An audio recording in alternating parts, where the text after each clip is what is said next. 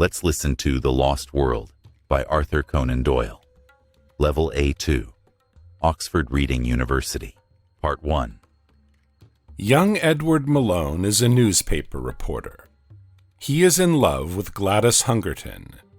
She is a beautiful girl and has always been good friends with him. One day, Edward finally decides to tell her about his feelings. This is his story. Tonight I will finally ask her, I thought, as we sat silently together. Suddenly she turned to me and said, "Please don't ask me to marry you, Ned." I gave her a very surprised look. Things are better if we stay good friends. But I love you, Gladys. Oh, Gladys, if only you could love me. I love another man, she replied. I jumped out of my chair. Oh, he is not real, she laughed. He is just an idea in my head. Tell me what you want, Gladys, I cried, and I will change. He is harder than you. He loves adventure and danger. He is a man who is not afraid to look death in the eye. But we can't all be heroes, I said, and there are no great adventures around us. Of course there are, but only great men can see them. If I marry, I want to marry a great, famous man. Then I will do something great for you, I shouted. Yes, and then... Gladys stopped me with her soft hand. Please say no more. Come quick, you are late for work. One day, when you are a great man, we will talk about it again. And so it all began. I was 23, a regular young reporter on the Daily Gazette newspaper. But my heart was full of love. Tonight, I said to myself, I will find an adventure that will make me a hero, and I will win my lady's love. 2. I arrived at the office with my head full of lovely dreams. Mr. McCardle, the news editor, was at his desk. How can I help you, Mr. Malone? He asked. Sir, could you send me somewhere with a lot of adventure and danger? Somewhere very difficult? And I will write the best article for the Gazette. Why don't you go see Professor Challenger? He is a famous zoologist. At the moment, everybody is talking about him. He went to South America, and something wonderful happened there. But he hates reporters. If one comes to his door, he throws him down the stairs. And he said no more. I felt lost. Then I remembered my old friend, Tarp Henry, a scientist, and went to see him at once. Of course I know Challenger, he said. He brought some interesting photographs from South America. But no scientist believes that those photographs are real. I was very interested in meeting the professor, so I wrote him the following letter. Dear Professor Challenger, as a zoologist, I have a great interest in your works. I ask for a meeting with you on Wednesday to discuss some of your great ideas. Truly yours, Edward Malone. This trick, I thought, will help me to talk to the professor. 3. My friend never believed the professor could answer my call, but he was wrong. At 11 o'clock that Wednesday, I knocked on Challenger's door. When I entered his home in Enmore Park and saw him, I couldn't believe my eyes.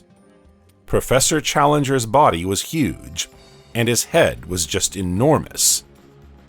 His red face seemed angry, and his beard was blue-black. He studied me with his deep gray eyes for some time.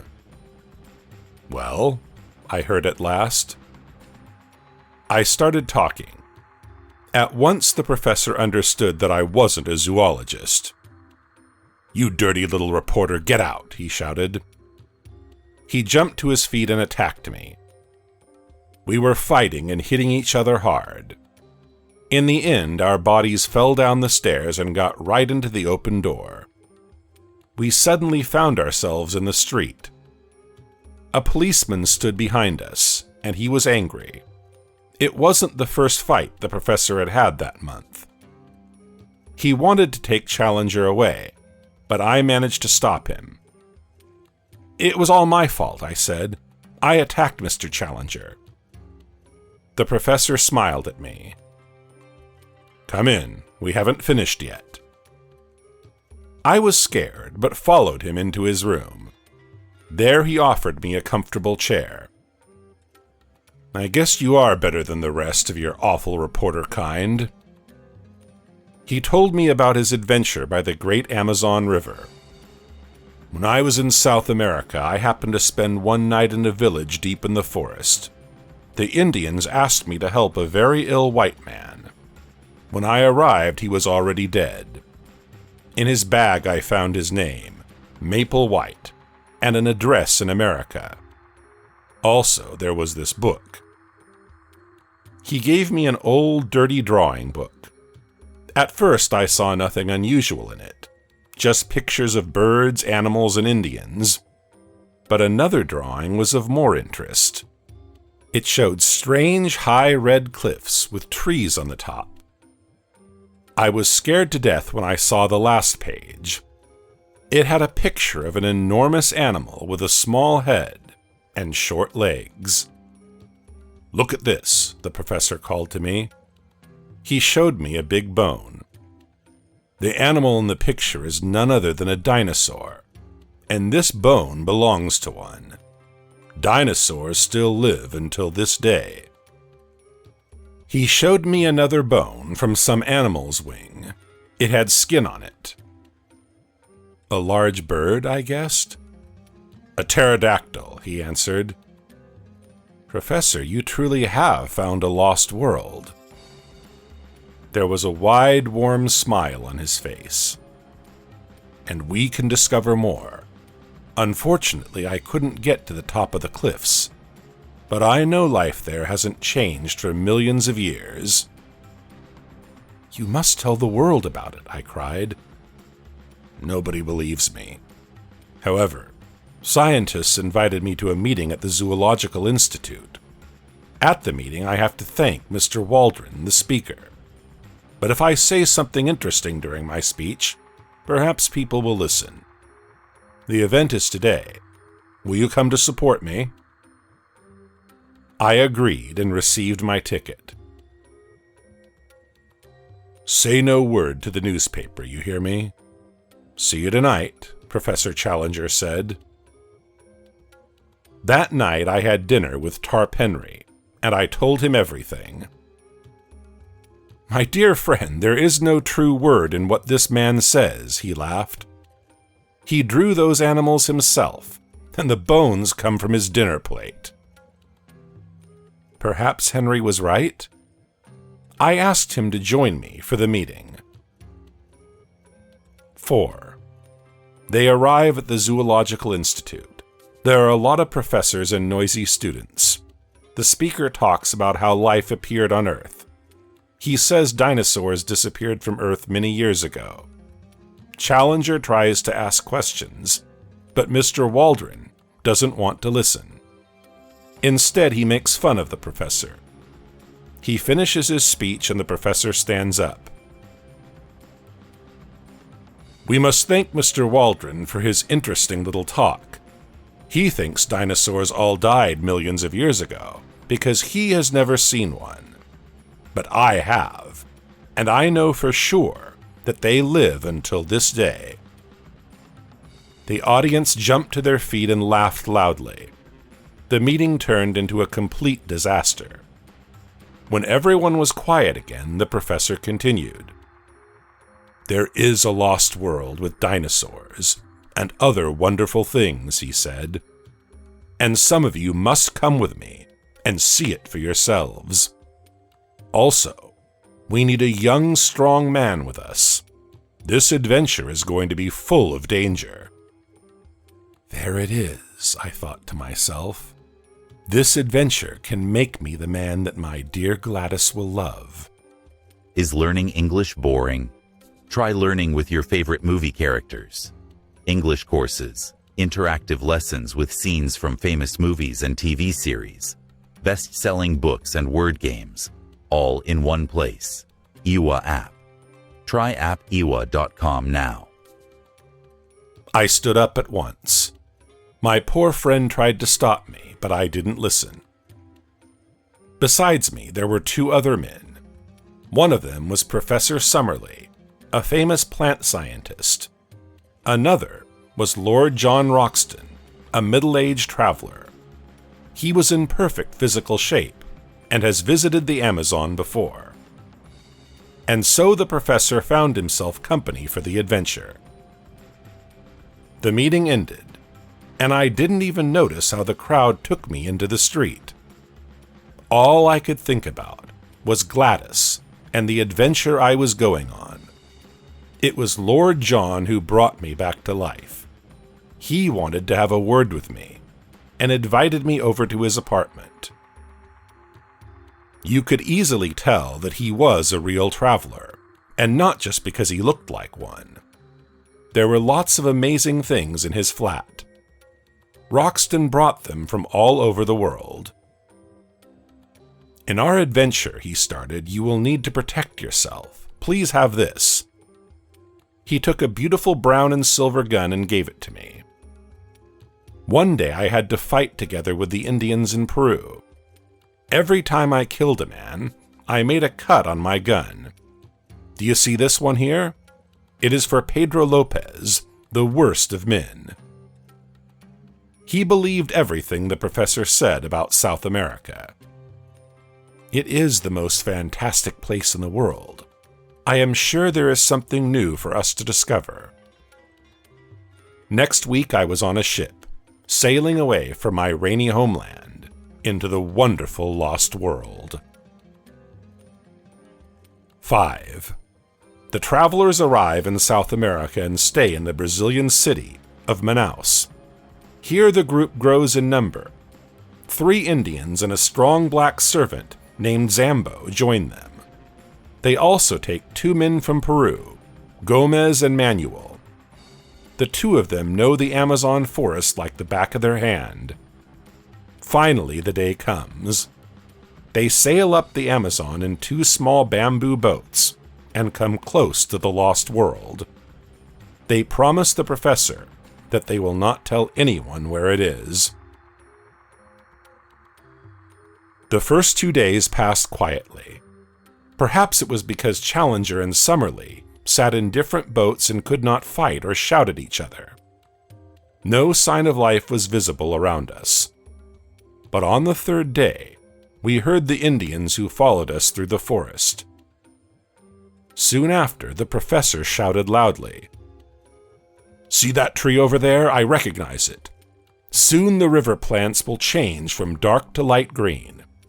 There we will enter the lost world." And so it happened. We passed through a natural tunnel of tall trees and found a secret river turn. It led us into another world. We couldn't believe our eyes for a minute.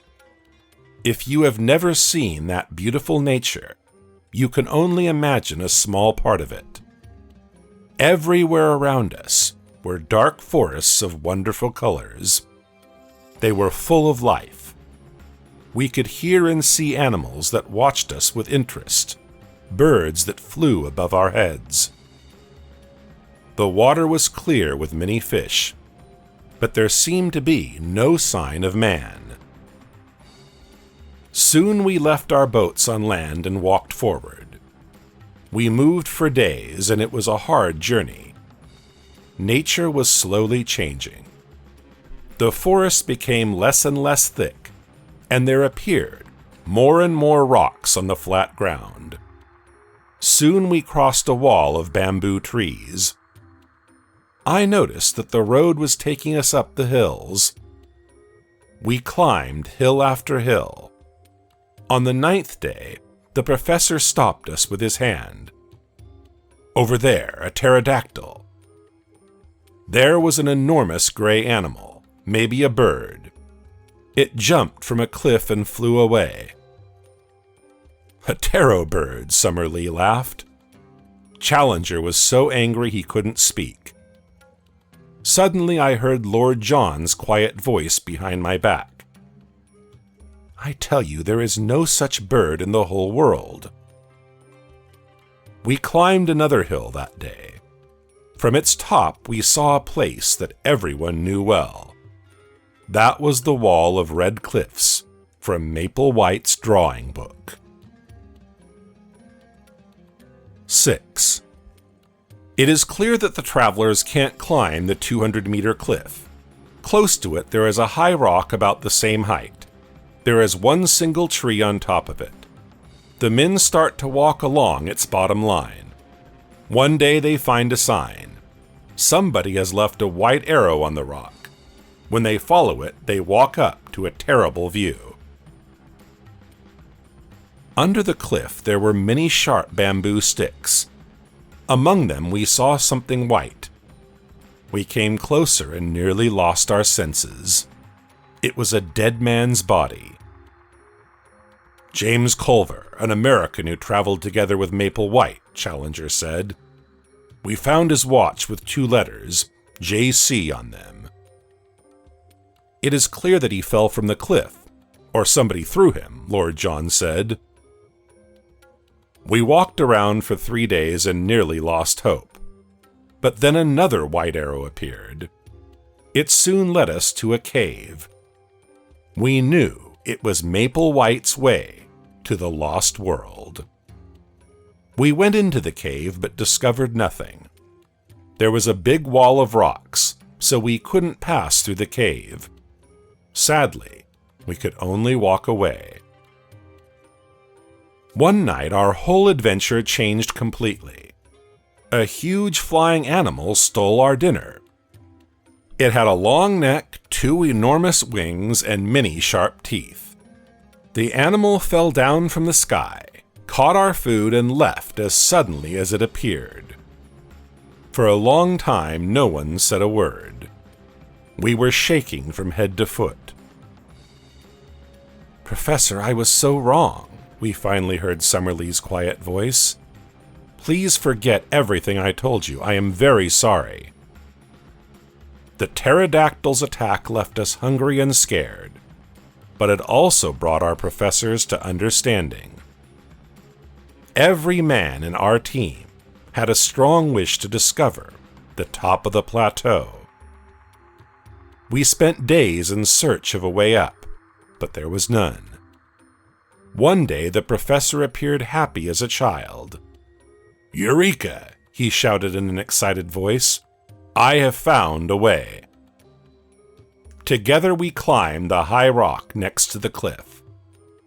Summerlee looked at the tree that stood on top of the high rock. Isn't it a beech tree? He asked. Yes, it is, and it will make a nice little bridge, Challenger replied. Young age and strength were on my side, so I was the man for the job. With Challenger's smart advice and good axe, I managed to make a fine bridge from the tree. We crossed the bridge and finally set foot on the lost land. But there was no time to enjoy ourselves. We heard a terrible noise. Our bridge was gone. It fell on the ground. Lord John Roxton! We heard Gomez's loud voice. He stood at the top of the high rock, with a scary expression on his face. I am here, Lord John responded. And there you always will be, Gomez shouted back. You will die a terrible death. None will know where you lie. Remember Pedro Lopez, the man you shot on the Putumayo River, and his brother Gomez. With these words, he and Manuel left. How could I ever guess? Lord John cried, and dropped his head in his hands. Oh, my dear friends, I am so sorry. This is all my fault. But we weren't completely lost. We noticed Zambo, who was quickly climbing up the pinnacle. "The Indians will leave you now, sirs," he shouted to us, "but I will not. I will help." Zambo found a way to pass us food and weapons. He threw us a rope with a bag on its end, and we pulled it across to our side. We repeated this simple action many times. Part 2 is coming soon. Like and subscribe for more English stories like this. And now, listen to another audiobook.